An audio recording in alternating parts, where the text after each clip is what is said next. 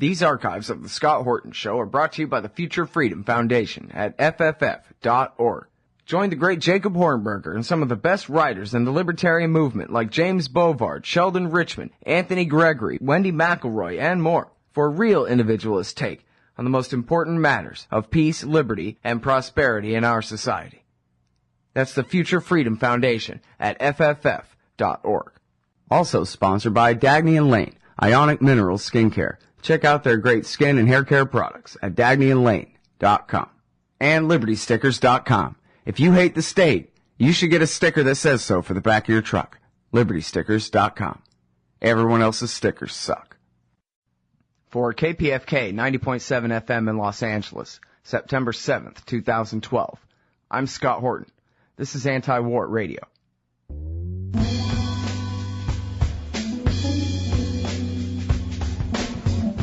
All right, y'all, welcome to the show. It is Anti-War Radio. I'm Scott Horton. I keep my interview archives from this and my other radio shows at scotthorton.org. Tonight's guest is Andy Worthington, America's great chronicler of the Guantanamo Bay prison. Unfortunately, we don't have an American that actually does the work. Andy's a Brit, but I sure am glad we have him. He's the author of the book, The Guantanamo Files, and the producer of the movie Outside the Law. He keeps a website at andyworthington.co.uk and is a policy advisor to the Future Freedom Foundation at fff.org, where his most recent piece is 11 years after 9/11, Guantanamo is a political prison. Welcome to the show, Andy. How are you doing? Yeah, I'm good, Scott. How are you? I'm doing great. Appreciate you joining us tonight. It's always a pleasure to talk to you. All right, so this is an article full of bummers. I guess, to start with, just like in the title, here we are 11 years later, and this Guantanamo prison, which everyone knows now, we've certainly covered this on this and other shows, this prison that started out really as a publicity stunt for the terror war to make it look like there were more than a couple of hundred terrorists in the whole wide world that we needed to be concerned with. They just, basically bought whoever the Pakistani military was selling for their bounty, just to fill the thing up and pretend like there actually really was some Islamo-fascist caliphate out there with this army that had to be dealt with. And now here we are 11 years later, and there are still people held there. Some of them, perhaps actually guilty of something, but many more, as you write in this article, have already been cleared for release and yet still are not released. So I guess let's start with them. Who are they? Those at Guantanamo Bay who have been cleared for release for this, that, or another reason, and yet are still held there. Well, Scott, the majority of those guys, 2/3 of them are Yemenis. The others are, we don't know exactly because the Obama administration hasn't deigned to let us have any information about exactly who they are, and lawyers are pretty much prevented from talking about it. They're not allowed to say whether their clients are cleared for release or not. That's all classified information. Some of them are Syrians. There are still a couple of Chinese guys in there, Uyghurs from China, but mainly, the biggest group there are the Yemenis who have been cleared for release. Some of these guys, military review boards under the Bush administration as long ago as 2004, said, these guys can go home. We're finished interrogating them. We don't regard them as a threat to the United States. That's 8 years. 8 years that they've been held since people in a position of power and authority said these guys can go home. President Obama continued the policy that President Bush had of being very suspicious of the situation in Yemen. Basically, President Bush did release, I think somewhere around 15 Yemenis. That figure, less than 24, certainly. Compare that to about 100 Saudis that President Bush released, and there were roughly the same number of Saudis and Yemenis at Guantanamo. And that's because the Saudi government is a great ally of the United States, and eventually the negotiations took place whereby the Saudis said, hey, we need our guys back, how are we going to do this? Whereas that didn't happen with Yemen. And under Obama, it didn't happen with Yemen either. But what happened in the first year that Obama was in power, his administration started transferring some Yemenis back. And I think 7 guys were sent back in 2009. And then at the end of that year, a Nigerian man called Umar Farouk Abdul-Muttalab was caught trying to bomb a plane with a bomb in his underwear. And there was a huge backlash because it turned out that he had apparently been recruited in Yemen. Huge backlash against Yemen, a kind of ultimatum from Congress to the president saying, that's it, you mustn't release any Yemenis from Guantanamo. And instead of saying, hey, what of these guys who've been in Guantanamo for years, some of them cleared by President Bush's people in 2004, what have they got to do with this supposed terror problem that we have in Yemen? He said, yeah, that's fine. I'm not going to release any Yemenis, and no one has been released since. So, you know, we're now getting on for 3 years since the president put this moratorium in place. Nobody really seems to care. Nobody seems to want to do anything about it. I think the only thing that's worse than holding people arbitrarily, Scott, is telling them that they've been through one kind of review process or another and that they're going to be released and then not releasing them.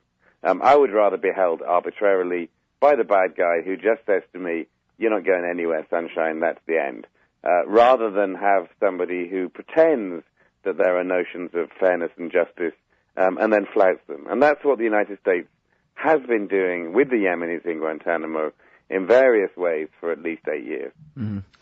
Well, you know, it's funny, I don't know all the exact statements, but I think if people go back and look at the campaign season of 2007 and 2008, they might remember that Barack Obama won not just on the position that he was going to close Guantanamo, which was certainly part of it, but it was really the entire package. I mean, that was really Barack Obama's mandate, was undoing the last 8 years of whoops, we all wish that really hadn't happened with George W. Bush and Dick Cheney and the Republicans. And so This was the American people's way of, one, apologizing to the world for that, and two, trying to undo it, trying to, you know, assuming, I think a lot of people really did assume with all that hope and change and all of that stuff, that they really were going to see an end to these policies rather than an escalation of the power grab, where now Obama claims not just the power to kidnap and torture Americans like George Bush did with Jose Padilla, but even the power to murder Americans,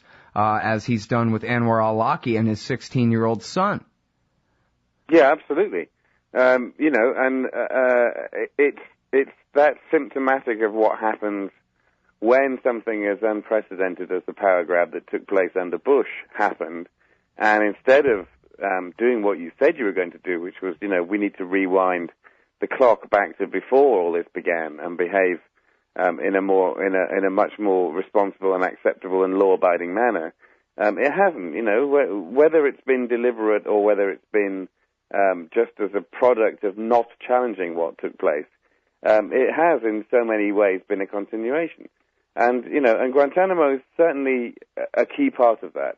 I mean, you know, what's significant to me, Scott, has always been that, yeah, there were a handful of bad guys in Guantanamo involved with international terrorism. We know there are people there allegedly involved in the 9/11 attacks.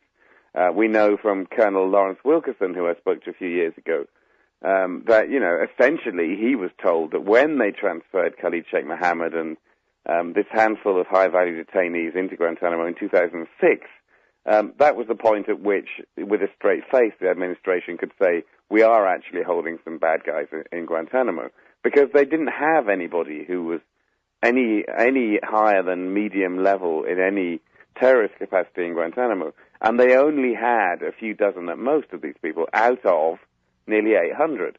So, you know, the problem is... Right, because is anyone that they were really interested in, Andy, they were holding at a black site in Morocco or in Poland or Romania or in Thailand or Diego Garcia. But you see, what upsets me, Scott, really, is not just that we've, you know, that we've had innocent men in Guantanamo, and we still, I believe, do. I mean, they're not dressed up as that. The alleged evidence against them, extracted by all kinds of dubious means, suggests that they're not innocent.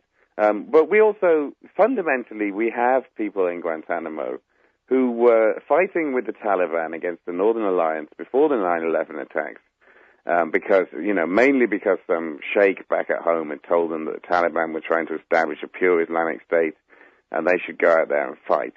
Now, we can discuss whether we think that was a good idea or not, but what it certainly wasn't was terrorism. And after the 9/11 attacks, what the Bush administration got away with, and what hasn't been repudiated because these guys are still held, is this notion that, the people that were rounded up in connection with the military invasion of Afghanistan 11 years ago, we're nearly up to the 11th anniversary of that, those people that were captured are somehow terrorists, when actually very few of them were. What they were soldiers in a battle that had nothing to do with international terrorism, and these guys should have been held as prisoners of war, but we know that they weren't. They were held as enemy combatants. They still effectively are that, even though President Obama dropped that designation. Enemy combatants were conceived by the Bush administration as people without rights, and essentially the people who are still in Guantanamo find themselves in that unenviable and very disturbing situation where they are still essentially held without rights. They're not going anywhere. They're not going anywhere even if they're cleared. So it remains fundamentally disgraceful on that level. And I think it's very disappointing that it's just dropped off the radar, really. The things that people understood when Bush was in were wrong, they've kind of forgotten about. Mm-hmm. Well, and especially toward the end of the Bush years, it was finally getting through to people about blowback and about how history had begun actually back before September 11th. And there were, real earthly reasons that we had gotten into this mess in the first place. And then people were, hearing testimony from people like Matthew Alexander, the pseudonym of the American interrogator in Iraq, who spent years there interrogating people, and saying that other than the actual occupation of Iraq, the number two reason that anyone was, especially the foreigners he was talking about, the Libyans, the Syrians, the Saudis, who were traveling to Iraq to fight our guys. Why were they doing so? It was because of Guantanamo Bay and because the pictures of the torture at Abu Ghraib. And this had replaced Palestine, had replaced the bombing of Iraq from bases in Saudi Arabia as the number one, suicide bomber recruitment tool on earth. And the American people were finally, or especially the liberal Democrats, were starting to really, figure this out and use that explanation, that talking point against the Republicans. And yet somehow they decided to forget that as long as it's Barack Obama keeping it open. Or they make some lame excuse like, he's only the most powerful ruler of the most powerful empire in world history, and the poor guy's just helpless before the Congress that won't let him close it, which is such a despicable lie. He can order a war in Libya without Congress, but he can't order the troops at Guantanamo Bay to move and close that prison down? Please.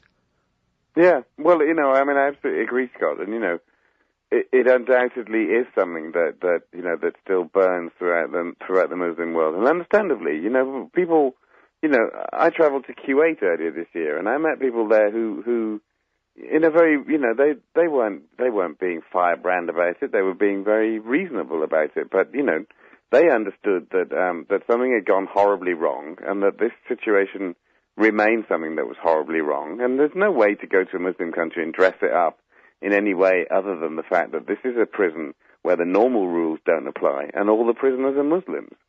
So, it's a terrible thing to still have there. And, you are right that the ultimate responsibility lies with the president, but I have to say that every branch of the U.S. government has failed when it comes to Guantanamo, that both the major parties have failed when it comes to Guantanamo, that the courts have failed when it comes to Guantanamo.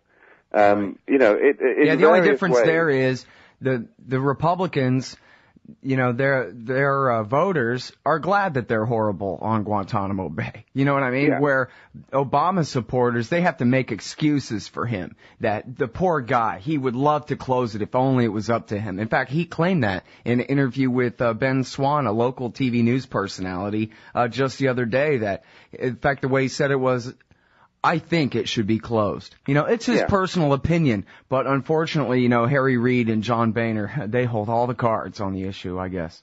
Well, unfortunately what it is that, he's being pragmatic. It's not a vote winner. Sadly, the situation, Scott, is that I realized that we first started talking 5 years ago, almost exactly 5 years ago. We were talking about Jose Padilla at that point, and we may talk about him again soon, because he's going to be resentenced. But we've been talking about this for 5 years, But sadly, I know that the majority of the American people don't care enough about the situation at Guantanamo, about the crimes committed by highest officials in the United States in the war on terror. They don't care enough. So why would President Obama go out on a limb? Well, he should go out on a limb because he said that's what he was going to do before he got elected, and because after he's gone, it will be remembered that he was the president who said he was going to do things that he didn't do. Right. Now, he may not care about his legacy. I think that politicians do, though.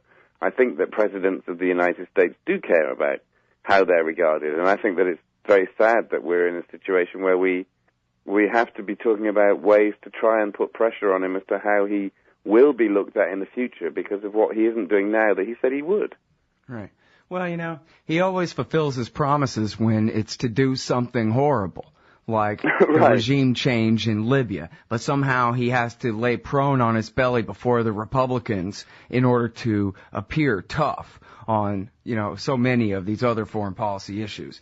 We're talking with Andy Worthington. He's the author of the Guantanamo Files. That's profiles of everybody who was ever held at Guantanamo Bay, pretty much anyway.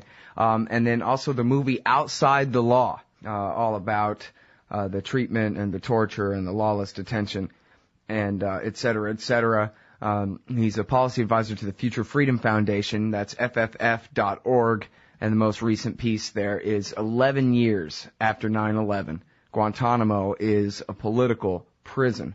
And I wanted to point out this short blog at motherjones.com that they've changed the Democratic Party platform. Of course, Sandy, there was a bunch of controversy about the status of Jerusalem and this and that in the platform. Not as much news reportage about this, where they have softened the language. Well, I'm not going to sit here and read it to you, but anyway, they have quite severely softened the language on Guantanamo Bay in the Democratic Party platform. Not like it's binding anyway. In fact, They could have just left it and still not done anything about it. But the fact that they're actually even softening the language on the issue in order to accommodate the president's policy, I think is really something else, That's maybe the real story there.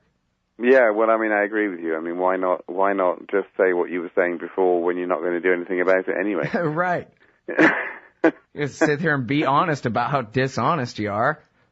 Yeah. Well, we've had so many years of it now of people looking earnest and saying, we still do want to close it, or as you said, I don't know whether that was verbatim, but saying want it closed. Put it in the passive tense, not even the active tense. Mm-hmm. I'm the president of the United States. I can't seem to manage this. Right. Well, remember now when he gave his big speech, and of course having Dick Cheney as your foil is certainly the best way to play your dialectic there. He got up in front of the National Archives and said, Dick Cheney wants to just take the law and torture it to death. Well, I want to pretend that there's one for a little while longer, but never mind that, really. In practice, what I'm going to do is I'm going to have different tiers. I'm going to give some people military tribunals. I'm going to give some people no trial whatsoever. I'm going to give some people maybe even a civilian, black-robed court. But if they're acquitted, then I'll still call them an enemy combatant or unprivileged enemy belligerent or whatever kind of jargon and hold them for the rest of their lives anyway. And this was his big, I'm reinstating the Constitution after the 8 horrible years of George Bush. And so a lot of people just took it at face value, the picture on TV, rather than the substance of what was said. That, Dick Cheney was losing the argument here under the new leader. But actually, Dick Cheney had won it. Yeah. Well, that was a pretty crucial moment, was that speech when he laid out everything that was going to happen, which was pretty much everything that had happened before. Yeah, they wanted to move the prison north to Illinois, probably just to satisfy some crony friend of Rahm Emanuel or something. Well, there were arguments about that, Scott. The fact is it didn't happen because of pretty much across the board opposition to moving those men. And, within the Guantanamo circles of the lawyers involved, it's a thorny issue as well, because some people think that the worst thing that could have happened would have been for that to happen, because it would have created Guantanamo-type conditions on the U.S. mainland, as opposed to being on Guantanamo itself, which, gets to be both America and not America at the same time. I tend to think that had they been moved, they would have been subjected to the kind of legal challenges that are much more likely to take place on the U.S. mainland than in Guantanamo. Although Guantanamo justice might have polluted our domestic law that much more, too. The fact is it didn't happen, and the fact is that with Guantanamo, if it isn't one individual or one group of people preventing any progress on closing it, it's another. It's why, I said earlier, and I stand by it, every branch of the United States government has failed these men, and both the parties have. And the depressing thing is that nobody's showing any signs of really wanting to do anything about it, to say, actually, when we have the next inauguration of the President of the United States, we really need to sort this one out. It's becoming the kind of permanent prison. Yeah. And, that's a really depressing thought, actually, that really, sincerely, these people are prepared to let this thing go on forever. So, okay, most of the guys that are held there are being looked after better than they used to be. But, even so, how is it going to look? As one by one they die of old age there. And it's like, tell me again what it was that they did to be held for the rest of their lives. Oh, it's like, we don't know. You had a hunch that they might be, have got up to nefarious activities. So you held them without charge or trial for the rest of their lives. And let's forget, everything that we set up as to how we're supposed to behave, how we're supposed to only hold people as prisoners of war with rights, or as criminals and criminal suspects and give them a trial. I don't know where that leaves the United States, Scott, when Guantanamo has been so casually normalized and almost entirely forgotten about, and yet what is taking place there, outside of, the generally accepted notion that it's run more humanely, but what's happening there is that people are being held without charge or trial for the rest of their lives. That's really not a good thing. If that was happening to U.S. citizens, I think it would look bad. Do you know, I don't know the answer to that question, but I mean, the reason that I don't know is that, we haven't gone that far yet. There are hearings taking place in various military commissions for people who are, regarded as the seriously bad guy prisoners, the ones involved in acts of international terrorism, the 9/11 attacks, the attack on the USS Cole in Yemen in 2000. The trials haven't gone ahead. The problem for the government is that to have a trial that could possibly be regarded in any way as fair means that what has to be discussed is what happened to these guys during the many years that they spent in CIA black sites where torture was practiced. And what the government doesn't want is for that to be discussed. So, we haven't gone that far. That's really the key to a lot of this, keeping it open what forever. Is that, it's that also these men are represented by defense lawyers who need this to be discussed, and so they're pushing and pushing and pushing the government, and and challenging everything. So what we're getting is things bounced around, court submissions that are being bounced around, and the whole thing is taking years and years. The defense don't want kangaroo trials for these guys. The prosecution don't want any of the information to come out. How long is it going to take before anything happens? I really, really don't know what the answer is.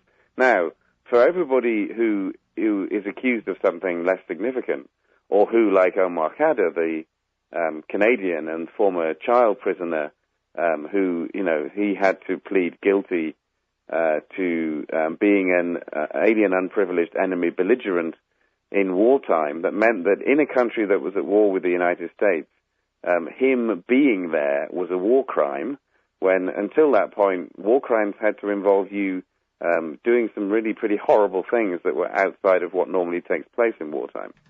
Right, like what's being done to these men at Guantanamo Bay. Right. That's war crimes. But, so him and a handful of others have accepted plea deals. Plea deals is the administration's preferred way forward for the cases of all but the most serious guys who were very, very seriously tortured. Anybody else, if they can get a deal, then they don't have to go through that whole difficult process of having to try and justify the military commission system and having to, as with everybody, try and suppress the information that they don't want to come out, which will explain what happened to these guys during the Bush administration. Yeah, but haven't they heard? Eric Holder just passed out a license to torture to death to all government employees the other day.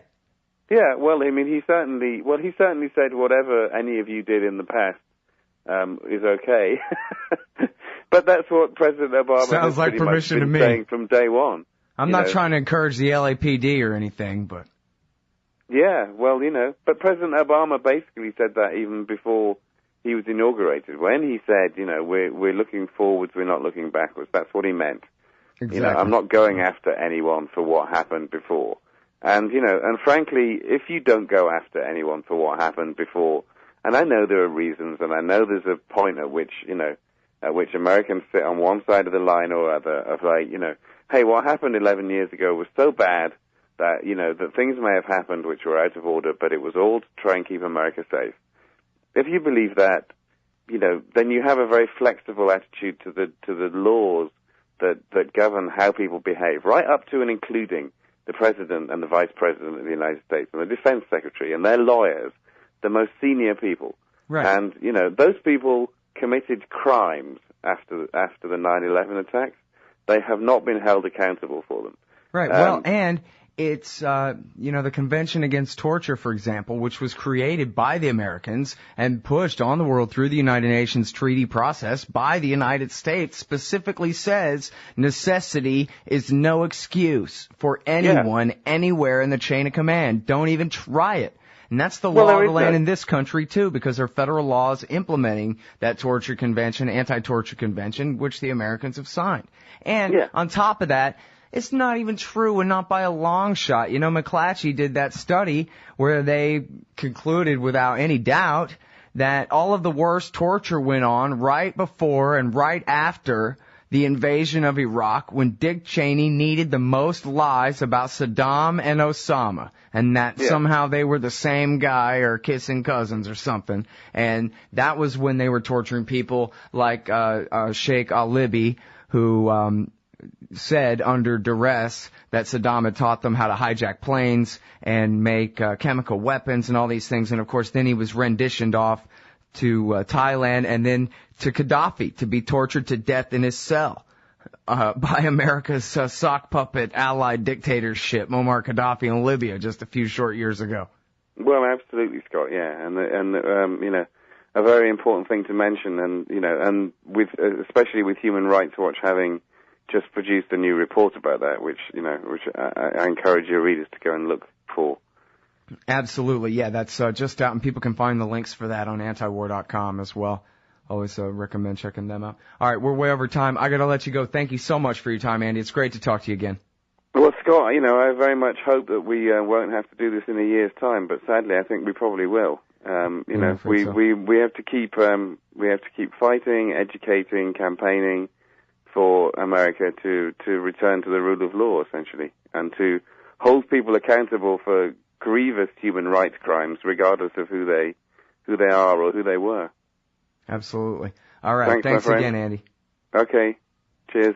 Everybody, that's Andy Worthington, America and Britain's great chronicler of the criminal prison down at Guantanamo Bay. He's the author of the Guantanamo Files and the director of the movie Outside the Law. He's a policy advisor to the Future Freedom Foundation. You can find his brand new article at their website, fff.org. It's called 11 Years After 9/11. Guantanamo is a political prison. That's it for Anti-War Radio this week. Thanks, everybody, for listening. Find all my interview archives from this and my other radio shows at scotthorton.org.